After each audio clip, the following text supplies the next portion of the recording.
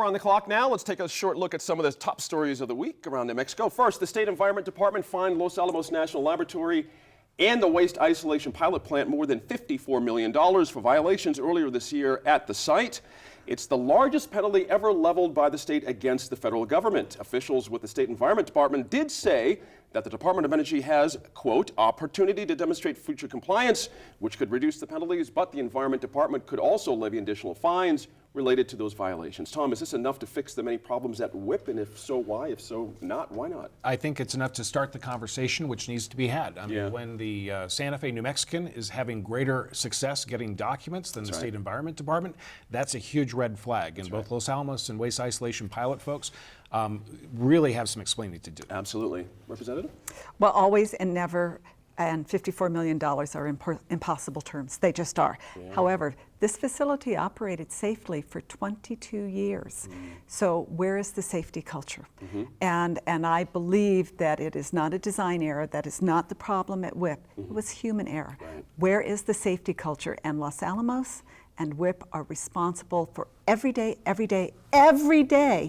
making sure that that safety culture is intact, and they let it drop. That's a point. Marisa DeMarco, what do you think? I think we have a huge transparency issue with the unfolding of this story from the very beginning, and the question that I have is how are we going to ensure that those, the amendments to the system are made and reported correctly. Exactly. Laura Sanchez? I think $54 million is a drop in the bucket compared to the $500 million that's estimated to clean the whole thing up. There you go. The Albuquerque Public School Board voted to pay APS employees while they are serving in the state legislature. 2 years ago, you might remember the board voted to not pay employees on leave during the session, but teachers were still being paid because an agreement wasn't reached with the teachers union. State lawmakers didn't get paid, but they do get per diems. Supporters say the decision is an issue of equity. Laura, critics say this means we taxpayers pay their salaries, their per diem, and also pay for a substitute. Is that fair to us as taxpayers? It's like a triple dip, so to speak. Yeah, I mean, it does. I can see why people are upset about it, but I think the larger problem is that we don't pay our legislators, and they end up not being able to, real people cannot run for those offices. Exactly right. Marisa? Yeah, I think I just echo Laura's sentiments. As people aren't aware that we don't pay politicians, but we don't, the legislators rather, and that means that unless you can afford to take a month or 2 months off of the year, then you probably can't do the job. That's right. What are we solving here by doing this? What is APS solving?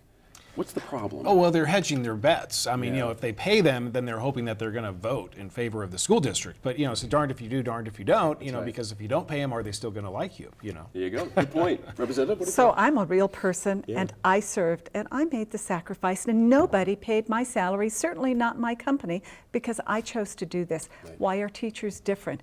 And as long as I served, the teachers were paid, and it really rankled us. And until about 2010, they're going, well, maybe not. But the big issue is, can you serve two masters? If APS is paying your salary while you're there and you're taking per diem, are you actually a lobbyist? That's a good question. We're going to come back to that maybe in a couple of weeks. Now, the Albuquerque Journal published an editorial this week on the budget for public defenders in New Mexico, pointing out that there isn't enough money right now to meet the need for attorneys to represent those who can't afford representation in court. And New Mexico Legal Aid is seeking more funds from the legislature. Marisa, given falling oil prices, I mean, everyone's starting to make noise about much less money to work with. Is this program going to be one of those victims, do you think? Or is the need big enough that people get it? Well, the reason that they made the Public Defender's Office independent was so that they could begin to request and lobby for more money and more funding for the Public Defender's Office. And when you compare the amount of funding that goes between public defenders and the DA's office, you see an incredible disparity between how those two offices are funded. Sure. Tom, you know, there's been some celebration out there in public defender world about this. It's a big step forward, a huge deal. Well, it's the first time that I remember any time in New Mexico that somebody has made this case as strong as Dan Herrera made it for the Albuquerque Journal to support the public defenders. In fact, even tying in the oil and gas money and the revenues. So, you know, I say that's great. Yeah, absolutely. Janice, what do you think? Well, I think that our constitutions only guarantee us process.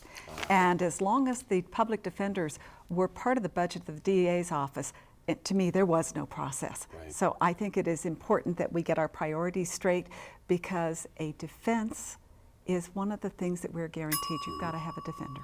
And there's a big need here. I'm going to hold you on that one, Laura. A little short on time on that one. Republican leaders recently chose Debbie Way Maestas, daughter of former Senate candidate Alan Way, to head the party. And Deb Haaland, who ran for lieutenant governor this year, is now running to be the chair of the Democratic Party. Janice, I'll stay with you. It's very simply said, we could have 2 women leading state parties soon. This is About interesting. time. I like it.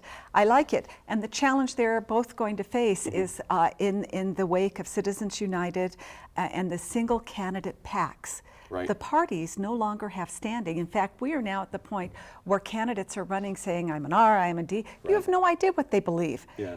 I think that they are going to change the landscape. Good on both of There them. you go. What do you make of this, Laura, as a former politico here? And Many years ago. Many years ago, that's right. I think it's great. I Yeah. think it's really good to see some fresh blood on both sides of the aisle, and I think I'm looking forward to see how the debate shapes over the next year under their leadership. Deb was interesting in her statement. She's not blaming anybody for past results. She just wants to move forward and get this thing going. Yeah, she said that she was going to focus on winning the next time. So that was her focus for the Democratic Party. Yeah, there you go. Tom, what do you think? Not to be cliche, but it's a win-win.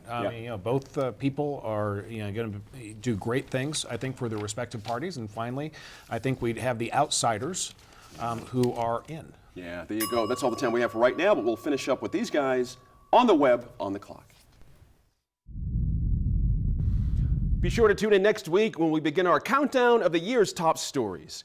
Now, for more news of the week, archived interviews, and other bonus material, head to our website at NewMexicoInFocus.org. Also, find us on Facebook and Twitter by searching New Mexico in Focus. As always, all of us here at New Mexico in Focus appreciate your time and your effort to stay informed and engaged. I'm Gene Grant. We'll see you next week in Focus.